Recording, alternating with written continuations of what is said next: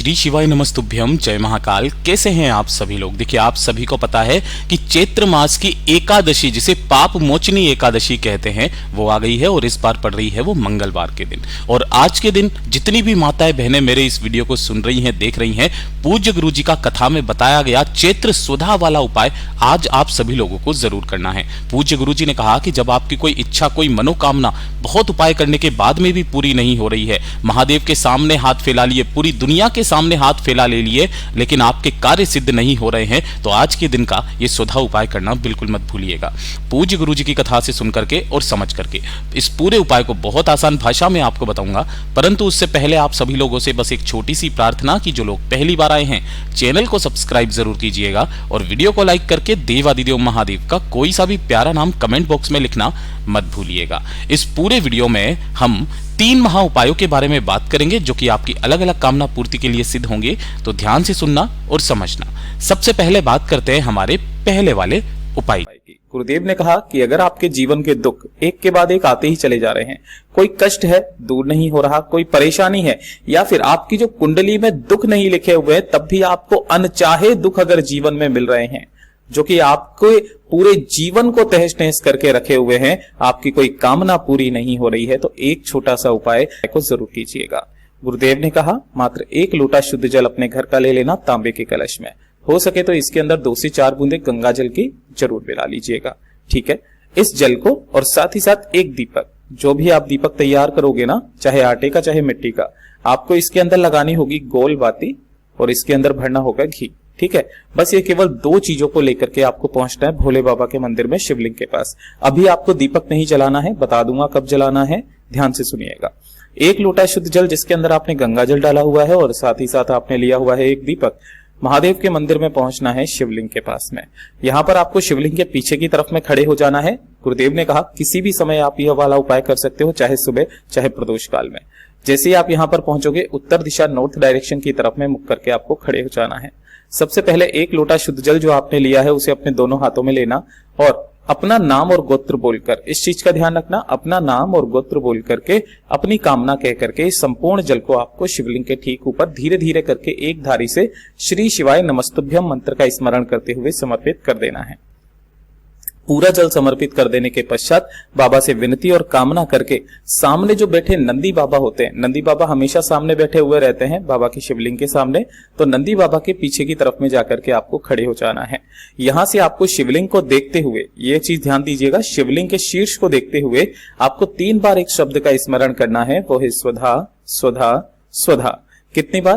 3 बार आपको इसका स्मरण करना है। 3 ताली बजाते हुए इस स्वधा शब्द का स्मरण करिएगा और उसके बाद में अपने जीवन के दुख कष्ट तकलीफों को दूर करने की कामना करते हुए आपको ढोक दे देना है। स्वधा कौन है? स्वधा जो है वो मैया पार्वती जी की नानी का नाम है जो पितृलोक में निवास करती हैं। गुरुदेव ने कहा कि आपके द्वारा चढ़ाए गए जल की एक एक बूंद जब आप इस जलाधारी से नीचे की तरफ गिरती है ना, वो सीधा आपके पितरों के खाते में जाती है। पितृ तृप्त होते हैं, खुले हाथों से आशीर्वाद लुटाते हैं, आपके जीवन के सारे कष्टों को दूर करते हैं। और जो 3 बार सुधा शब्द का जो स्मरण करने का जो प्रमाण पूज्य गुरुजी ने बताया, ये शिव महापुराण के अंदर वर्णित है कि अगर आपके पास में समय है तो 3 बार सुधा शब्द ना बोल करके अगर आप सुधा श्रोतम का मात्र 1 बार पाठ भी कर लेंगे। सुधा श्रोत होता है जिसके अंदर 12 श्लोक होते हैं, आपको इंटरनेट पर बहुत इजीली आपको मिल जाएंगे। उन 12 श्लोकों का मात्र पाठ करके अगर कोई व्यक्ति आ भी जाता है एकादशी के दिन ना, तो उसको 100 बार श्राद्ध करने का और सभी तीर्थों में स्नान करने का पुण्य फल प्राप्त होता है, जो कि ब्रह्मा जी के द्वारा रचित स्रोत है। जब आप इस उपाय को करने के बाद में मंदिर से बाहर की तरफ में आएंगे ना, तब आपने जो एक दीपक लिया है उसे शिवालय की चौखट पर दाहिनी ओर, है ना, जब आप अंदर जाते हो तब आपके दाहिनी ओर जो हिस्सा पड़ता है चौखट पर आपको उस दीपक को अपनी कामना कह करके लगा करके आ जाना है। एक एकादशी के दिन करके देखिएगा, आपके जीवन के जो दुख हैं वो धीरे धीरे करके कम होने लगेंगे।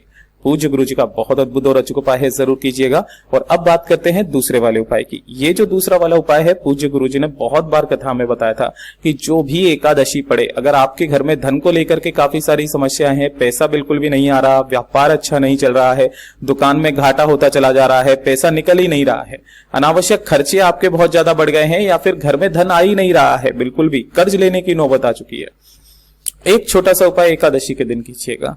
आपको लेना होगा इस तरीके से चावल। अब चावल कितने लेने हैं और कौन से लेने हैं उस चीज का ख्याल रखिएगा।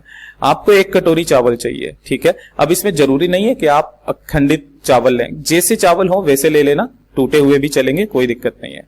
1 कटोरी आपको चावल लेना है और इसी के साथ में आपको 3 चीजें चाहिए। सबसे पहले आपको लेना होगा एक बेलपत्र जो कहीं से भी खंडित कटा फटा ना हो, इस चीज के बारे में ध्यान रखिएगा। दूसरे नंबर पर आपको लेनी होगी दुर्वा। दुर्वा भी कौन सी लेनी है, जो देसी दुर्वा होती है ना इस तरीके की, वो दुर्वा लेनी है। दुर्वा लेने का क्रम या तो 1 लो या 3 लो या 5 लो या 7 लो या 11 लो, इस तरीके से आपको दुर्वा ले लेनी है। कम से कम 1 दुर्वा ले लीजिएगा। और इसी के साथ में आपको लेना होगा मात्र 1 सफेद फूल। फूल चाहे कितने भी लेना, लेकिन आपको 1 सफेद फूल आपको निश्चित रूप से लेना है। यहां पर लिख भी देता हूं, 1 सफेद फूल आपको लेना है, ठीक है। अब ये जो 3 चीजें ली है ना, इन्हीं तीनों चीजों को आपको इसी कटोरी के ऊपर रख देना है। एक बेलपत्र रख देना, एक दुर्वा रख देना और साथ ही साथ 1 सफेद फूल आपको इसी के ऊपर रख देना है। इस कटोरी को अपने पूरे घर में घुमाना और पूरे घर में घुमा करके एकादशी के दिन आपको कहां पर रख देना है, अपने घर का जो परिंदा होता है, जो कि आपके पितरों का स्थान होता है, उसके पास में जाकर के रख देना। परिंदा नहीं है तो आपके घर में आरओ सिस्टम लगा होगा, उस आरओ सिस्टम के पास में भी आप इसे रख सकते हो, अपने पितरों का स्मरण करते हुए। एकादशी की रात्रि को आपको ये वाला काम करना है, कर दोगे। जब द्वादशी का दिन अगला दिन आएगा ना, उस दिन आपको क्या करना है, इस कटोरी को और साथ ही साथ 1 लोटा शुद्ध जल अपने घर का लेकर के आपको भोलेनाथ के मंदिर में पहुंचना है, शिवलिंग के पास में। यहां पहुंच करके आपको उत्तर दिशा नॉर्थ डायरेक्शन की तरफ में मुख करके खड़े हो जाना है। सबसे पहले जो 1 लोटा शुद्ध जल लिया है उसे भोले बाबा की शिवलिंग पर समर्पित करना, श्री शिवाय नमस्तुभ्यम मंत्र का स्मरण करते हुए। और जो आपने कटोरी ली है, कटोरी के अंदर रखा हुआ था 1 बेलपत्र, 1 दुर्वा और साथ ही साथ आपने लिया हुआ 1 सफेद फूल। तो आपको करना क्या है, इन तीनों चीजों को, चावलों को छोड़ करके, चावल की कटोरी आपको यहीं पर छोड़ देनी है।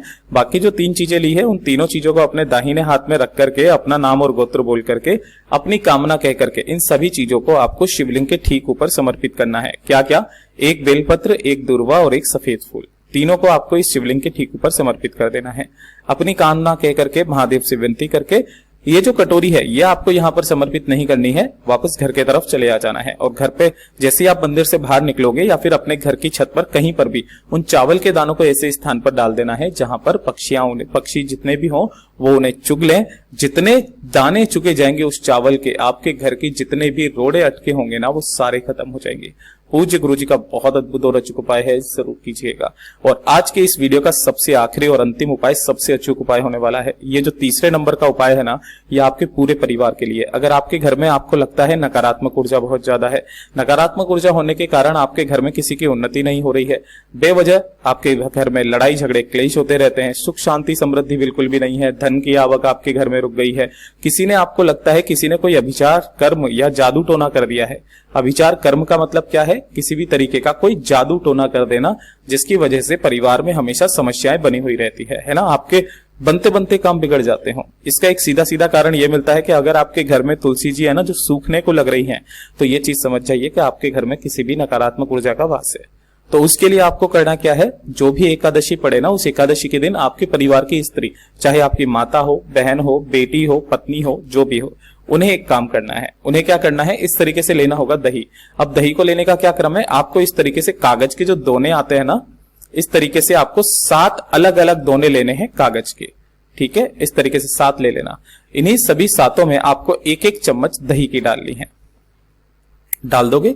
इस तरीके से दही की चम्मच डालना। इसी के साथ में आपको लेने होंगे इस तरीके से ही 7 तुलसी के पत्ते, है ना। अब इस चीज का ध्यान रखना, जो भी तुलसी के पत्ते हैं ना, आपको तोड़ना नहीं है, क्योंकि एकादशी के दिन तुलसी के पत्तों को तोड़ा नहीं जाता। तो उसके नीचे जो भी गिरे हुए पत्ते हैं ना, आप उनको ले सकते हो। इन 7 की 7 में ही आपको 1-1 तुलसी का पत्ता डाल देना है, ठीक है। और तुलसी का पत्ता डालने के पश्चात 1-1 मिठाई का पीस, जो भी आप रख सको, वो मिठाई का पीस या गुड़ या थोड़ी सी शक्कर, कुछ भी इसी के ऊपर रख देना, ठीक है। जब भी आप एकादशी माता का पूजन करेंगे, अर्चन करेंगे, एकादशी का व्रत रखते हो, महादेव की शिवलिंग के पास में जाते हो, उनसे कामना करके वहां का वहीं इन 7 की 7 को, है ना, ये जो 7 आपने यहाँ पर दही की कटोरियां तैयार की थी ना, इन्हें आपको किसी भी सौभाग्यवती नारियों को भोग के स्वरूप में दे देनी है। ध्यान रखना, सौभाग्यवती स्त्रियों को ही देनी है। एकादशी के दिन करने के पश्चात इस वाले उपाय को आपको उन्हीं में से किसी भी एक के घर से 1 तुलसी जी का पौधा लेकर के आ जाना है और उसे अपने घर के गमले में लगा लेना है। पूज्य गुरु जी ने कहा, अब वही तुलसी का पौधा आपका चलने लगेगा, सूखेगा नहीं, और उसके आने से आपके घर की जितनी भी नकारात्मक ऊर्जाएं होंगी, जिसकी वजह से आपके परिवार में नकारात्मक ऊर्जा किसी की उन्नति नहीं होना, क्लेश बहुत ज्यादा होना, सुख शांति समृद्धि नहीं होना, धन की आवक रुक जाना, अभिचार कर्म जादू टोने सब कुछ खत्म हो जाएगा। पूज्य गुरु जी के सभी उपाय बहुत ही ज्यादा खास और अद्भुत है, जरूर कीजिएगा। वीडियो पसंद आए तो लाइक जरूर करना, चैनल को सब्सक्राइब जरूर कीजिएगा। मैं आपसे मिलता हूं अगले वीडियो में, तब तक के लिए ओम नमः शिवाय, हर हर महादेव, जय महाकाल।